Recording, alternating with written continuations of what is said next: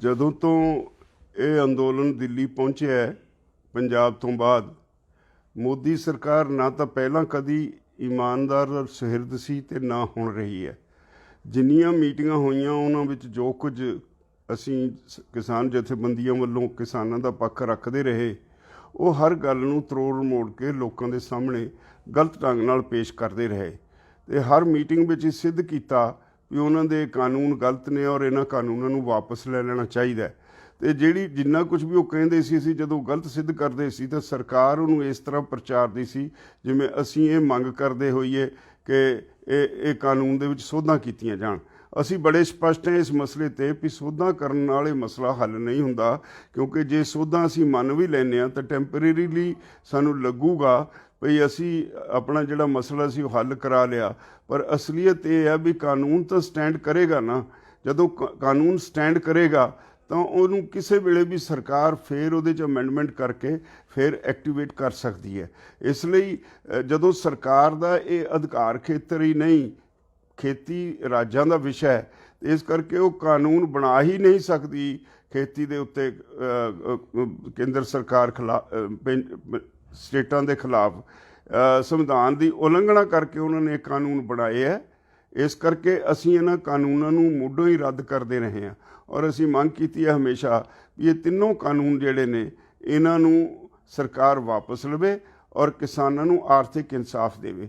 ਤੇ ਹੁਣ ਕੁਝ ਦਿਨਾਂ ਤੋਂ ਫਿਰ ਬੜੀ ਤੇਜ਼ੀ ਨਾਲ ਮੋਦੀ ਸਰਕਾਰ ਇਹ ਪ੍ਰਚਾਰ ਕਰ ਰਹੀ ਸੀ, ਉਹਦੇ ਸਾਰੇ ਗੋਦੀ ਮੀਡੀਆ, ਸਾਰੇ ਸਰਕਾਰੀ ਮਿਸ਼ਨਰੀ ਲੋਕਾਂ ਨੂੰ ਗੁੰਮਰਾਹ ਕਰਨ ਲੱਗੀ ਹੋਈ ਸੀ। ਕਦੇ ਜਿਹੜੇ ਸੀ ਪਹਾੜੇ ਦੇ ਸੱਜਣ ਖੜੇ ਕਰਕੇ ਕਿਹਾ ਜਾ ਰਿਹਾ ਸੀ ਵੀ ਲਓ ਜੀ ਸਾਡੇ ਲੋਕ ਤਾਂ ਇਹਨਾਂ ਕਾਨੂੰਨਾਂ ਦੇ ਹੱਕ 'ਚ ਨੇ। ਅਸਲੀਅਤ ਇਹ ਹੈ ਵੀ ਸਰਕਾਰ ਪੈਰਾਂ ਤੋਂ ਉਖੜ ਚੁੱਕੀ ਹੈ।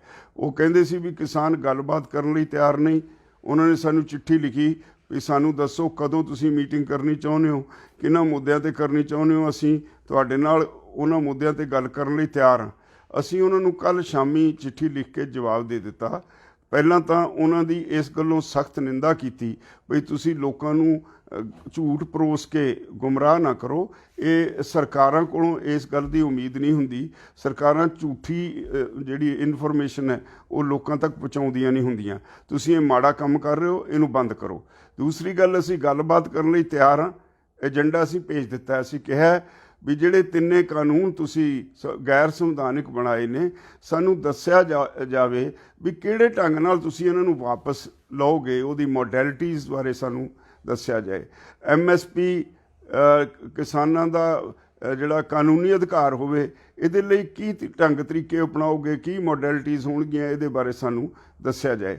ਇਸ ਤਰ੍ਹਾਂ ਅਸੀਂ ਆਪਣਾ ਏਜੰਡਾ ਸਰਕਾਰ ਨੂੰ ਭੇਜ ਦਿੱਤਾ ਹੈ ਤੇ ਔਰ ਉਹਨਾਂ ਨੂੰ ਇਹ ਵੀ ਕਹਿ ਦਿੱਤਾ ਹੈ ਵੀ 29 ਤਰੀਕ ਨੂੰ 11 ਵਜੇ ਸਾਨੂੰ ਜਦੋਂ ਸੱਦੋਗੇ ਅਸੀਂ ਮੀਟਿੰਗ 'ਚ ਆਉਣ ਲਈ ਤਿਆਰ ਹਾਂ। ਪਰ ਆਹ ਜਿਹੜਾ ਏਜੰਡਾ ਹੈ ਇਹਦੇ ਬਾਰੇ ਸਰਕਾਰ ਆਪਣੀ ਸਥਿਤੀ ਸਪਸ਼ਟ ਕਰੇ ਵੀ ਇਹ ਕਾਨੂੰਨਾਂ ਨੂੰ ਕਿਵੇਂ ਵਾਪਸ ਲਓਗੇ, ਕਿਵੇਂ ਤੁਸੀਂ ਜਿਹੜੀਆਂ ਮੋਡੈਲਿਟੀਜ਼ ਹੋਣਗੀਆਂ ਜਦੋਂ MSP ਦੀ ਗਰੰਟੀ ਦਾ ਕਾਨੂੰਨ ਬਣਾਓਗੇ। ਤਾਂ ਇਹਦੇ ਲਈ ਹੁਣ ਸਰਕਾਰ ਨੇ ਆਪਣਾ ਮਨ ਬਣਾ ਕੇ ਦੱਸਣਾ ਵੀ ਸਾਡੇ ਨਾਲ ਉਹ ਕੀ 29 ਤਰੀਕ ਨੂੰ ਮੇਜ਼ 'ਤੇ ਬੈਠ ਕੇ ਗੱਲ ਕਰਨ ਲਈ ਤਿਆਰ ਨੇ ਕਿ ਨਹੀਂ। ਹਾਲੇ ਤੱਕ ਸਰਕਾਰ ਨੇ ਕਨਫਰਮ ਨਹੀਂ ਕੀਤਾ।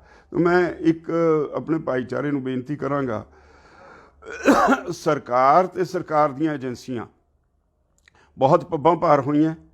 ਮੈਨੂੰ ਇਸ ਗੱਲ ਦੀ ਬਹੁਤ ਖੁਸ਼ੀ ਹੈ ਵੀ ਸਾਡੇ ਜਿਹੜੇ ਨੌਜਵਾਨ ਬੱਚੇ ਨੇ ਉਹਨਾਂ ਨੇ ਸਾਰਾ ਕੰਟਰੋਲ ਇੱਥੇ ਪ੍ਰਬੰਧਾਂ ਦਾ, ਜਿਹੜੀਆਂ ਲੋਕਾਂ ਨੂੰ ਮੁਸ਼ਕਲਾਂ ਆਉਂਦੀਆਂ ਉਹਨਾਂ ਦਾ ਸਾਰਾ ਕੁਝ ਆਪਣੇ ਹੱਥਾਂ 'ਚ ਲੈ ਕੇ ਬਹੁਤ ਹੀ ਵਧੀਆ ਢੰਗ ਨਾਲ ਨਿਭਾ ਰਹੇ ਨੇ। ਇਹ ਹੋਰ ਵੀ ਅੱਛੀ ਗੱਲ ਹੈ ਵੀ ਉਹ ਇਹ ਖੁਦ ਮਹਿਸੂਸ ਕਰਨ ਲੱਗੇ ਨੇ ਵੀ ਇਹ ਸਾਡਾ ਅੰਦੋਲਨ ਹੈ, ਇਹਦੇ ਵਿੱਚ ਸ਼ਾਂਤਮਈ ਅੰਦੋਲਨ ਰਹੇਗਾ ਤਾਂ ਅਸੀਂ ਜਿੱਤਾਂਗੇ, ਜੇ ਸ਼ਾਂਤੀ ਭੰਗ ਹੋ ਗਈ ਤਾਂ ਅੰਦੋਲਨ ਦਾ ਨੁਕਸਾਨ ਹੋ ਜਾਏਗਾ।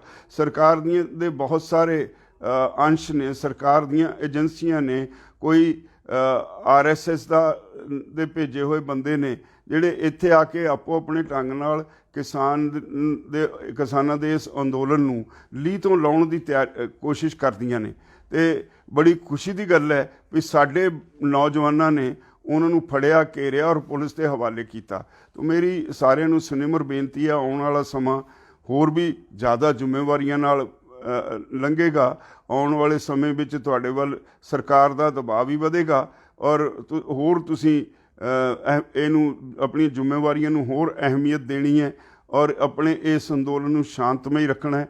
ਕਿਵੇਂ ਚਲਾਉਣਾ ਹੈ ਇਹ ਲੰਬਾ ਚੱਲੇਗਾ। ਸੁਪਰੀਮ ਕੋਰਟ ਦੇ ਵਕੀਲ ਸਾਹਿਬਾਨ ਉਹ ਵੀ ਤੁਹਾਡੇ ਹੱਕ 'ਚ ਨੇ। ਮੈਂ ਅੱਜ ਉਹਨਾਂ ਨਾਲ ਲੰਬੀ ਮੀਟਿੰਗ ਕਰਕੇ ਆਇਆ। ਬਹੁਤ ਜਲਦੀ ਸੁਪਰੀਮ ਕੋਰਟ ਦੇ ਵਕੀਲ ਸਾਹਿਬਾਨ ਵੀ ਕੁਝ ਤੁਹਾਡੇ ਹੱਕ ਵਿੱਚ ਹੋਰ ਵੀ ਕਰਨ ਵਾਲੇ ਨੇ। ਤਾਂ ਮੈਂ ਆਪਣੇ ਸਾਰੇ ਜਿੰਨੇ ਭਰਾ ਨੇ ਉਹਨਾਂ ਨੂੰ ਇਹ ਬੇਨਤੀ ਕਰਾਂਗਾ, ਹੁਣ ਇਹ ਅੱਜ ਅੰਦੋਲਨ ਇਕੱਲੇ ਪੰਜਾਬ ਦਾ ਨਹੀਂ ਰਿਹਾ, ਹਰਿਆਣੇ ਦਾ ਨਹੀਂ ਰਿਹਾ, ਇਹਦੇ ਵਿੱਚ ਉੱਤਰਾਖੰਡ ਤੋਂ ਕਿਸਾਨ ਵੱਡੀ ਗਿਣਤੀ ਵਿੱਚ ਸ਼ਾਮਲ ਹੋਏ ਨੇ, ਰਾਜਸਥਾਨ ਤੋਂ ਸ਼ਾਮਲ ਹੋਏ ਨੇ, ਮੱਧ ਪ੍ਰਦੇਸ਼ ਤੋਂ ਸ਼ਾਮਲ ਹੋਏ ਨੇ, ਯੂਪੀ ਤੋਂ ਸ਼ਾਮਲ ਹੋਏ ਨੇ, ਮਹਾਰਾਸ਼ਟਰ ਤੋਂ ਵੀ ਕਿਸਾਨ ਪੈਦਲ ਚੱਲ ਕੇ ਆ ਕੇ ਇਸ ਅੰਦੋਲਨ ਵਿੱਚ ਸ਼ਾਮਲ ਹੋਏ ਨੇ। ਹਰ ਸਟੇਟ ਦੇ ਵਿੱਚ ਅੰਦੋਲਨ ਆਪਣੀ ਪੂਰੇ ਜੋਬਨ 'ਤੇ ਭਖਦਾ ਨਜ਼ਰ ਆ ਰਿਹਾ ਹੈ।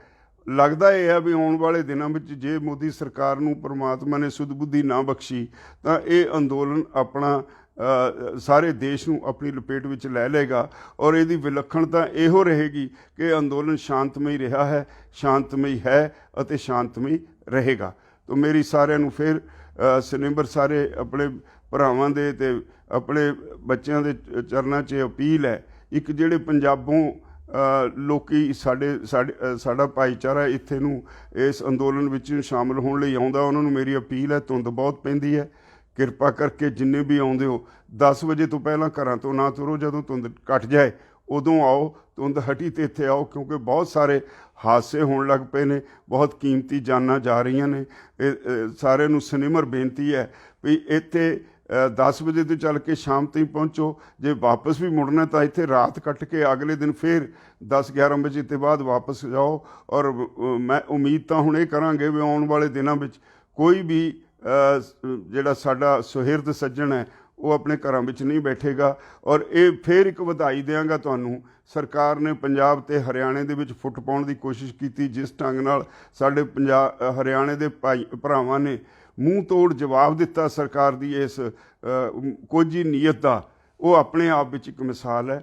ਪੰਜਾਬ ਅਤੇ ਹਰਿਆਣੇ ਦੇ ਭਰਾਵਾਂ ਦੀ ਜਿਹੜੀ ਇਹ ਜੱਫੀ ਪਈ ਹੈ, ਵਾਹਿਗੁਰੂ ਇਹਨੂੰ ਹੋਰ ਨਿੱਘੀ ਕਰੇ, ਹੋਰ ਇਹਨੂੰ ਮਜ਼ਬੂਤ ਕਰੇ। ਪੋਲੀਟੀਕਲ ਲੋਕ ਜਿਹੜੇ ਲੜਾਈਆਂ ਪਾਉਂਦੇ ਰਹੇ ਨੇ ਉਹਨਾਂ ਨੂੰ ਇਹ ਤੋਂ ਸਬਕ ਸਿੱਖਣਾ ਚਾਹੀਦਾ ਹੈ। ਹੁਣ ਉਹਨਾਂ ਦੀ ਕੋਈ ਚਾਲ ਚੱਲੇਗੀ ਨਹੀਂ।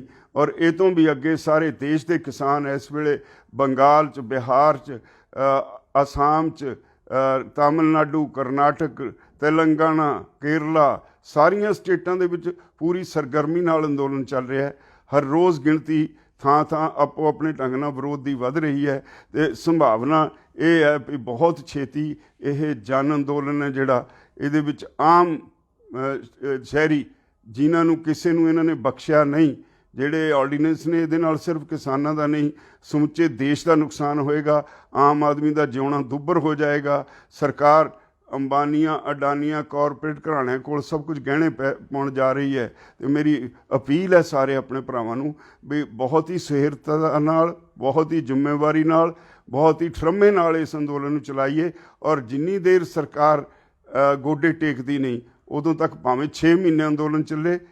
ਵਾਹਿਗੁਰੂ ਦੀ ਮਿਹਰ ਹੈ, ਸਾਡੇ ਲੰਗਰ ਜਿਹੜੇ ਨੇ ਬਾਬੇ ਨਾਨਕ ਦੇ 20 ਰੁਪਏ ਨਾਲ ਚਲਾਏ ਹੋਏ ਲੰਗਰ ਇਹ ਲੋ ਤਪਦੇ ਰਹਿਣ ਔਰ ਇੱਦਾਂ ਹੀ ਚੱਲਦੇ ਰਹਿਣ। ਅਤੇ ਤੁਸੀਂ ਸਾਰਿਆਂ ਨੂੰ ਵਾਹਿਗੁਰੂ ਸੁਧ ਬੁੱਧੀ ਅਤੇ ਸਮਤ ਬਖਸ਼ੇ। ਇਹ ਲੜਾਈ ਦੇ ਵਿੱਚ ਆਪੋ ਆਪਣਾ ਯੋਗਦਾਨ ਪਾਉਂਦੇ ਰਹੋ ਔਰ ਇਹਨੂੰ ਪੂਰਨ ਸ਼ਾਂਤਮਈ ਰੱਖਣ ਲਈ ਵੱਧ ਤੋਂ ਵੱਧ ਆਪਣਾ ਯੋਗਦਾਨ ਪਾਉਂਦੇ ਰਹੋ। ਉਮੀਦ ਹੈ ਇਹਦੇ 'ਚ ਆਪੋ ਆਪਣਾ ਬਣਦਾ ਹਿੱਸਾ ਪਾਓਗੇ। अच्छा, ये किसान आंदोलन आज जब से दिल्ली के बॉर्डर्स पे आया है तो आज ये सारे देश में फैल गया है। सरकार की हर चाल नाकाम हो रही है। पंजाब से शुरू हुआ, हरियाणा इसके साथ जुड़ा और उसके बाद अब मध्य प्रदेश से किसान पलवल के पास बैठे हैं। महाराष्ट्र से 2000 किसान पैदल चल के आ गया है। राजस्थान के हज़ारों किसान जयपुर रोड पे आके उन्होंने मोर्चा संभाल लिया है। और यूपी, उत्तराखंड के किसान पुलिस की ज़्यादतियों के बावजूद हज़ारों की संख्या में यूपी साइड से आके बॉर्डर्स पे बैठ गए हैं। सारे देश में हलचल मची हुई है। किसान आंदोलन में शामिल होने के लिए हर स्टेट से बड़ी संख्या में आ रहे हैं और कई स्टेट्स में तो अपने तौर पे वो एक बड़े बड़े धरने लगा रहे हैं। तो मैं सिर्फ इतना मैं कहना चाहूँगा किसान भाइयों को कि सरकार के झूठ के प्रचार में मत आइए। सरकार हमेशा झूठ बोलती रही है।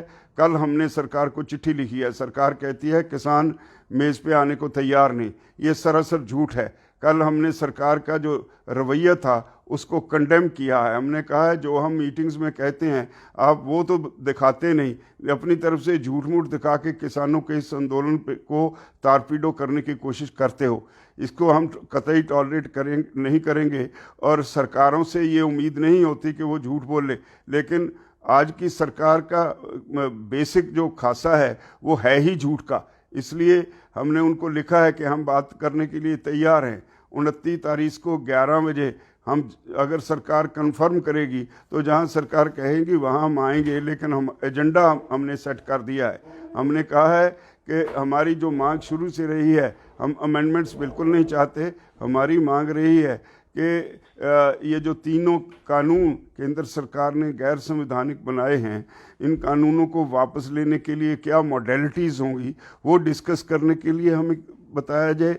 और जो एमएसपी है उसका right to MSP, legal right to MSP के लिए क्या क्या मॉडलिटीज़ होंगी, ऐसा हमने एजेंडा भारत सरकार को भेज दिया है कि इस पे जब आप बुलाओगे हम बातचीत के लिए आएंगे। अभी तक सरकार ने कंफर्म नहीं किया नेक्स्ट मीटिंग का, लेकिन हमने अपनी तरफ से जो सरकार कहती थी किसान मेज़ पे आने के लिए तैयार नहीं, उनको एजेंडा भी भेज दिया है और 29 तारीख का 11 बजे का समय भी दे दिया है।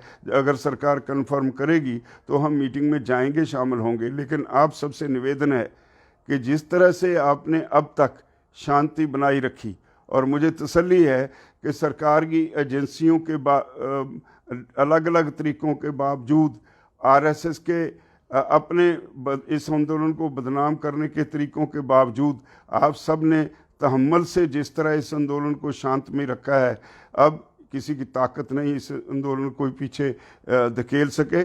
आपकी जीत यकीनन होगी और मैं उम्मीद करता हूँ आप सभी मेरी इन विनंतियों पे अमल करते हुए अपनी अपनी जगह पे अपना अपनी जिम्मेवारी संभाल लेंगे और सरकार की हर चाल को नाकाम बनाएंगे।